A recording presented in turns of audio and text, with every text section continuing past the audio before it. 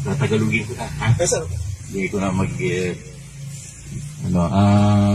salamat sa Bastana kasi siya talagang una naming kinausap at yung iba hindi na. Magandang umaga sa inyo. Smile naman kayo. Oh, smile kasi buhay pa tayo. Nasa gitna ng pandemya. Dapat laging masaya. Alam mo, ang groundbreaking pala ay parang engagement party. Yes. Diba? Ang galing, ha? Ang babae, si Bastana. Diba? Yung lalaki, yung lalaki pala, Bastana, yung babae, kaming dalawa. Diba? Ganun. Pagkatapos, sasabihin ni Bastana, would you, pag Mary, pag ba? Kayo ba ang nakantawag doon? Gagawin mo ba yung bahay namin, sabihin namin, diba? Ngayon, umuuna kami.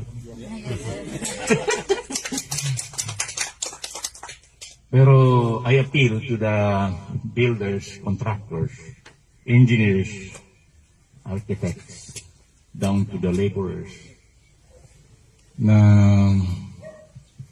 i-treat niyo itong pag-build ng bahay parang sa inyo. Para sa inyo. Parang gawin yung pagmamahal. Parang gawin niyo itong bahay parang pagmamahal niyo sa inyong pamilya. Yung asawa niyo, kung may asawa kayo, yung boyfriend niyo or girlfriend niyo, kung may girlfriend kayo or boyfriend, i-treat nyo na sa inyo para sa lahat ng bawat kontasyon nito tumibay. Kung sa Ilocano datib ko. Paisaw? Aramirin nyo? Okay. Thank you. Mami, ikaw naman.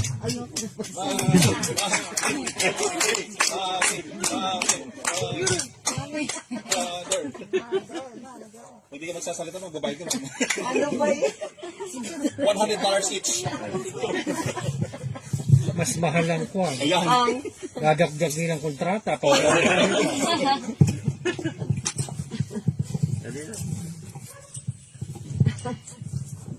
Gumay ka sa Ilocano, English. English sila. Garon. Naimbag nga bigat, kanya yung aming apo. Good morning. In behalf of the Concepcion family, we're very thankful to be dealing with the Bastana Group. Actually, we've already partnered with them previously kasi Lotime J. Sevilla is being handled by the Bastana Group. Tapos, i-garod si Sudamati chosen buyer nga inalami. So, adda talaga ti kasla relationship nga nag-start. Tapos, basing from observations and from people that we talked to, nakita mi mat nga ti Bastana Group is very reliable. So, we decided to really build a house with your group. Anyway, totoo yung sinabi ni Vince na please try to treat, the building of this house like a family. Kasi the foundation na, if there's such strong foundation, then there's gonna be a happy ending, the pag-build na. Tapos, people that will, come and see this house when it gets built up will be happy too. So we want everyone to be happy. We don't, I won't be expecting discontentment or some what do you call that?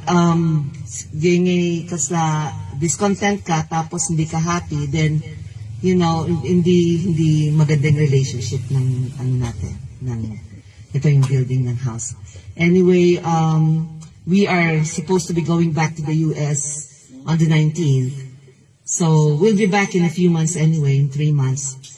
So hopefully, pagbalik namin, na-starten, tapos na, sinabi nga ni doktor na the house won't be able to be built for at least 12 months. So we were expecting less.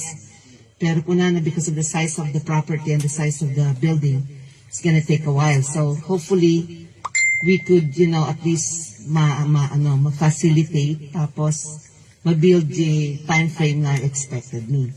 So anyway, yun nga, thank you very much, and nice meeting all of you, and we hope to see you again in a couple of months, okay? For the next activity will be the blessing of the house, okay?